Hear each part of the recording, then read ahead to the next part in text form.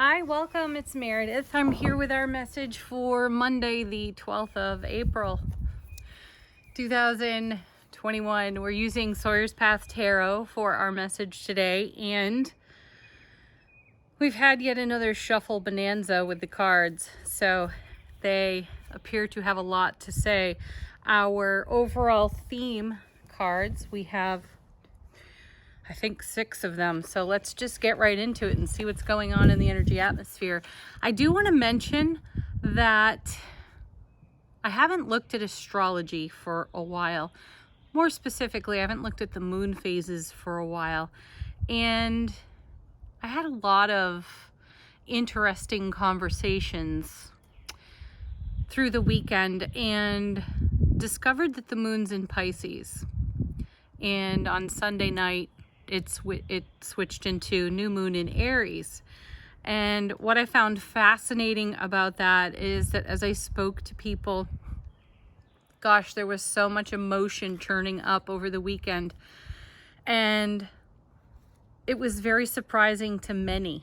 And anyway, I feel like we dug deep into a bit of the unexpected, myself included. And then, we come into this Aries moon. So we're in this beautiful Aries new moon right now. So we come out, roaring with fire. And that can be a bit challenging. So I just want to put that out there. If some of you are scratching your head and saying, what's up with the weekend? Why was I feeling so emotionally wonky? And why did I go to these deep places that I really thought I'd put to rest? Well, there you have it. The moon was in Pisces. So there was, a lot of energy being stirred, and it had the potential to become quite unstable. And I know we saw some of this coming into the weekend reading. So I find that fascinating, which is why I'm mentioning it. I also find it fascinating that so many cards have come out of this shuffle. So I'm excited to get into that with you. Let's see what we've got going on. Yeah, I just, took a look at the whole hand here. So we're starting out with the Death card, and I think we started out with the Death card in the weekend reading. So there's transformation, there's transition. I feel like we're bridging some kind of chasm or gap within the emotional realm, and how that relates to every aspect of our life. I feel like we're doing a clean out in a way, getting surprised by our own emotions. And here's the Death card, not only to sweep it away, cleanse and purify, which is what we're seeing here with the white rose, but we definitely have moved on to a new horizon. And I sense this wave within the Pisces moon washed up, helped to wash up a few things on our shores so that we could take a look at them and maybe marvel at them a bit in wonderment for, how we're still carrying this certain kind of energy with us. Now, our next card is the Empress, followed by the Emperor. I love this. I could stop the reading right there with these 3 cards, because you have divine counterparts, the mother and father of tarot. You don't get any higher than the Empress or the Emperor in tarot. He's all 4 kings, she's all 4 queens rolled into one. She is excited anticipation, vitality, vibrancy. She is gestational, incubation, she's all about incubation and giving birth to what's new, what's now. And having her sit right next to the Death card and have her counterpart on the other side with the Emperor, he's decisive. He is experienced, wise, a man of action, and he is specifically Aries energy. So how beautiful to see him show up in the Aries new moon. And coming after, chronologically right now in tarot, coming after the Empress. So we've gone through some sort of cycle here. And the Death card has had a heavy hand in it, and lots of transformation, lots of personal growth, introspection. That's what I'm feeling. We got a bit of a breeze here. I need to hold the cards down. Yeah. So This is very harmonious. This is very balanced, this energy here. And we should be feeling that in the day. We should feel like we're solid on our foundation after coming out of a weekend of maybe not feeling so solid. And I think that we saw some 5s over the weekend. I can't quite recall. Anyway, some instability there. And, you know, our boat was definitely getting rocked. Though we're still on course to our horizon, and within that course is this kind of harmony. So there's a weaving together of energy here between the Empress and the Emperor, and it's solid, it's consistent, it's reliable, it's experienced and wise, it's grounded, and it is... Well, let's just take a look at the next couple of cards before I go on there. We have the 8 of Swords, we have the 10 of Swords, and then we have the Sun. So this is great confirmation to what I'm saying, where some energies may have been stirred up over the weekend, and we may have found ourselves in a mental trap with that. Though masterfully so, we've worked our way through it with the Death card and the Sun as our bookend cards, right? So happiest card in tarot. And I know we saw that over the weekend with either the Sun or the 4 of Wands or both. Now I'm wishing I'd looked at the weekend reading before I started this one. But anyway, I know you're with me. I know that we've seen all these cards in repetition anyway. So this is still a great confirmation of the process we've been in. So the 10 of Swords is moving on to a whole new horizon.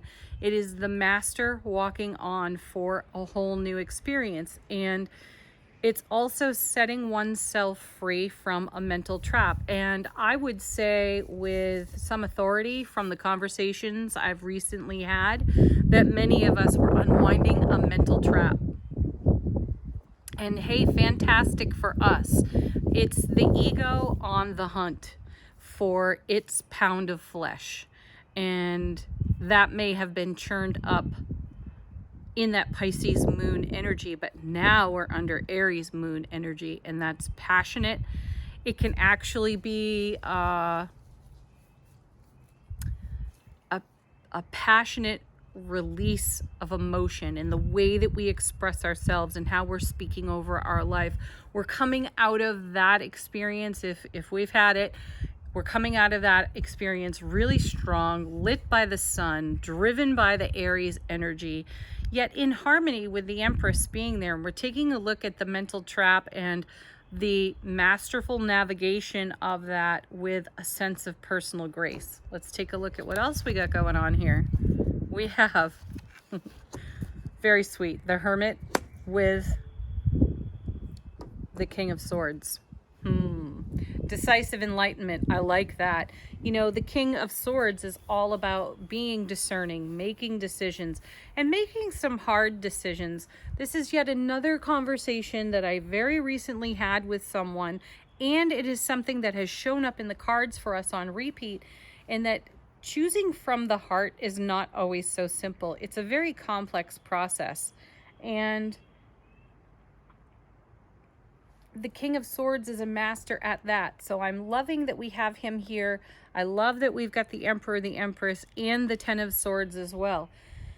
Engaging our self-mastery in the face of stirred up old emotions that engage the ego and put the ego on the hunt for something, just looking, you know, rifling through our history and looking for a reason to justify any kind of wonky energy whatsoever. And then finding one's commitment to staying in the brilliant clarity of the sun and in the harmonious divine feminine, divine masculine within self-relationship. That is quite the challenge at times and quite a gauntlet to run within self-relationship. So here we are with the Hermit saying, here, let me shine some enlightenment on this situation for you. Let me assist you in being discerning, and also let me shine the light deeper into the quest, because at the heart of the Hermit is the message for a quest beckons. So the journey deepens, the plot moistens, as some might say, and we've got some decisions to make about that. So where are we headed? What's coming next? We've got the 6 of Cups and the Page of Wands. Yeah, see, more fire, more passion, and also part of the new horizon that we see on the Death card, you know, what we're sailing toward. And what I love about this combination is that pages are untried, they're untested, they're not exactly experienced, but we have the Emperor and the Empress, which brings loads of prior experience to a new horizon, which is yet again lit up with the fire of the brilliant clarity of the sun and the happiness of the sun. So we're going forward in self-relationship, Six of Cups, the soulmate connection within self. We're going deeper into that quest and that's lighting up other aspects of our life. And we're having new experiences of the self, and that's the excitement and the adventure of the quest. And that's a decision, as I say, or the tarot cards say rather, that's not always simple, though it brings great reward. So I'm feeling intuitively, you know, hang in there, hang on for the ride. You know, you got on this ride for a purpose. And you're charging forward, maybe with a little less experience than you might be comfortable with, though it's exciting and you know it's bringing you deeper into the energy of the sun. Then we have, look at that, the Hanged Man, the Nine of Cups, and the Knight of Coins. Great combination there. So pause in the action.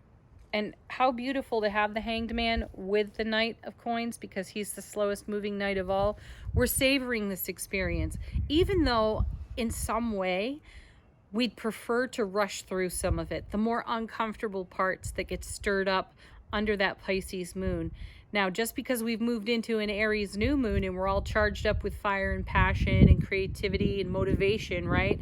Just because we're all charged up does not erase the fact that the Pisces moon brought some interesting experiences for us to examine in hindsight. So yay that we've moved on, though still stick with it. There's some things to be considered.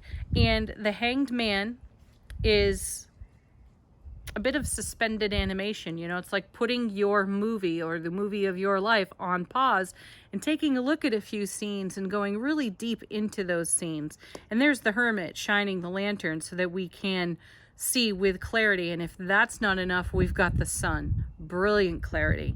So we're going to move slowly through our hindsight, though the Nine of Cups continues the momentum that we have here in the reading, the movement deeper into our quest, the movement through our mental traps to the Nine of Cups with its Ace of Cups to the power of 9, delivering fulfillment. So it may be coming at a pace that feels a bit uncomfortable alongside energies that feel uncomfortable, though it's really important for us to lean deeply into the promise of the Nine of Cups and the Sun as well, because this is everything we've cultivated, and we've seen that recently, reading after reading after reading, we've had that confirmed. So soulmate relationship within self, there's a strong connection here to the Wheel of Fortune. We're meeting up and aligning with divine wisdom, divine order, and a touch of our own destiny, and that has brought some really complex energy into our awareness. So thank goodness for the Death card, because that's another kind of brilliant clarity.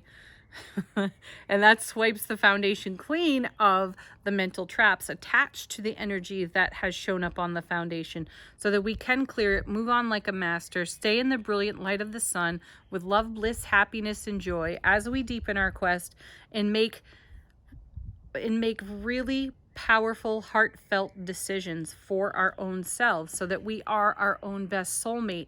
Now, this in turn is going to upgrade all of our other soulmate relationships that we've got going on here. So take a look at your primary relationships and watch that upgrade happen, because you're doing this kind of journey work for yourself. And then in comes a breath of fresh air with enthusiasm and optimism and a willingness to use our skill and our talent in a new way, while we maintain a sense of suspended animation with hindsight and take a look at the dreams that are fulfilling as we savor them in the now moment. Whew. Geez, hang on to something tight right now, because that's a bit of a wild ride. But I like it, and I'm not getting off it. I'm staying on. How about you? All right, let's do angel answers. This is your opportunity to ask a question if you have one, get some clarity on what's here or something completely different. And our first card is trust. Trust this leg of the journey. Your ego may be up, it may be awake, and it may be clamoring for you to embrace an old behavior that once felt comfortable for dealing with situations such as this. But trust what's now. Stick with that, because that's what you've asked for. And that's your answered prayer, Nine of Cups. Your answered prayer is right here before you, and you've been savoring and appreciating it. And it's brought a whole new awareness and life experience to the foundation. But some of it is so new. Some of this is us feeling a lack of confidence for what is new. Can I really trust this? Can I trust this relationship? Can I trust myself in this relationship with these soulmates that are around me now?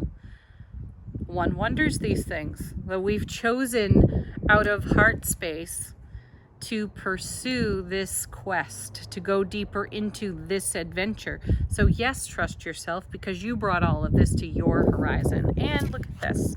There is no need to worry. Right?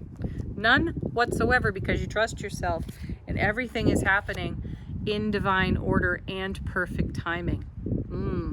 And I know some of you are going to feel uncomfortable with that, because this is whatever the Pisces moon brought up for us, shook the foundation a bit, gave a little bit of the tower essence to the atmosphere, and that can be slightly unnerving.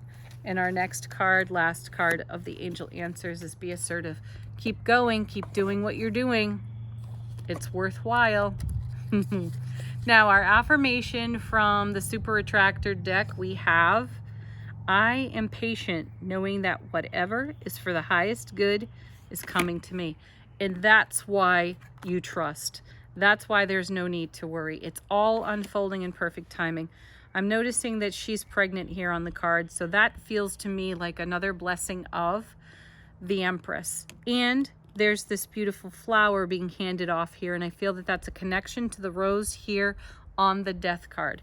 Transformation and transition of any kind can be uncomfortable, and this one feels a little bit like a nail biter or a white knuckle ride, but hang on, stick with it, because everything of the highest good really is coming to us, in spite of what it looks like or feels like. All right, everybody, happy Monday. Thank you so much, as always, for watching. Do hit the thumbs up. It's deeply appreciated. Have a beautiful day. Peace, love, joy, and blessings. Namaste. Bye for now.